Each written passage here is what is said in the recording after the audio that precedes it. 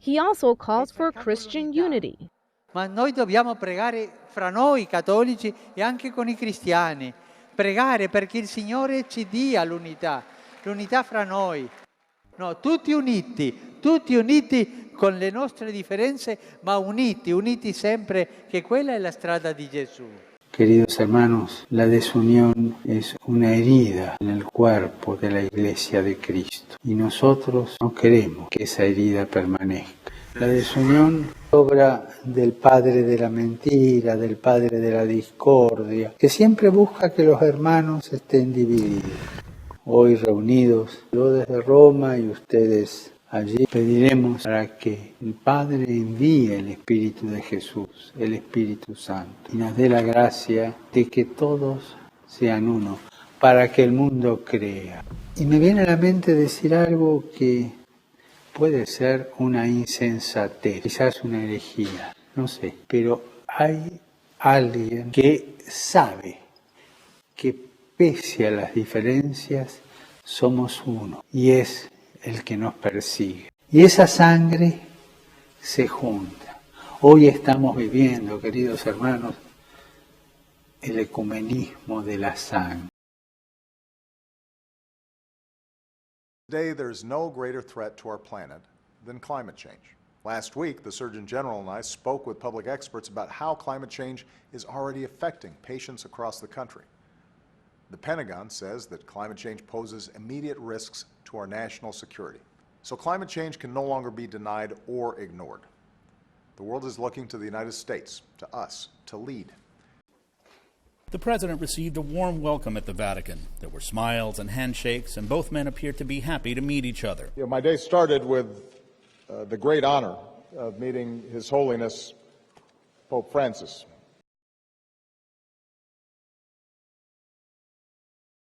His Holiness Pope Francis will visit us here at the United States Capitol.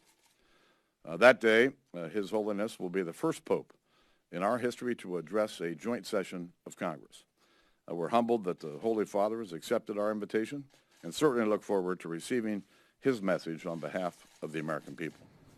House Speaker John Boehner made the announcement today on Capitol Hill. Pope Francis is expected to visit the White House as well and speak to the United Nations in New York and participate in a massive Catholic rally for families in Philadelphia. Pope Francis says it's time to act to save the planet from environmental destruction.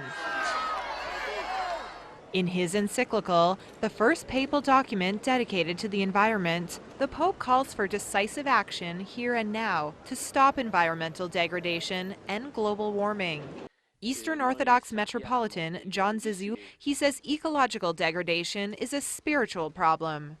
The Church must now introduce in its teaching about sin, the sin against the environment, the ecological sin. Repentance must be extended to cover also the damage we do to nature, both as individuals and as societies. And it's wealthy societies that bear the brunt of the Pope's criticism. He's calling for a lifestyle change in their, quote, throwaway consumer culture.